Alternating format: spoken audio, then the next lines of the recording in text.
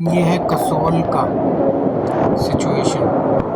जो भी यात्री कसौल में फंसे हैं, ये टूरिस्ट की गाड़ियाँ हैं और देखो कैसे जा रही है। ओ भाई गॉड, इतना डर और खौफ है इस टाइम पे। लैंडस्लाइडिंग हो रही है और इतना ज़्यादा खतरा है टूरिस्ट को। जो भी आपके टूरिस्ट और आपके जानने वाले अगर वहाँ गए हैं तो प्लीज़ डू कॉन्टैक्ट देम। और बस थोड़ा अपना ध्यान रखिए इस मौसम में। घर से बाहर ना निकलिए, ट्रैवलिंग ना कीजिए, अननेसेसरी प्रॉब्लम क्रिएट मत कीजिए अपने लिए, बिकॉज मजाक नहीं है ये। जो इसका पानी का जो विकराल रूप है ना, उससे बचना थोड़ा मुश्किल पड़ जाता है।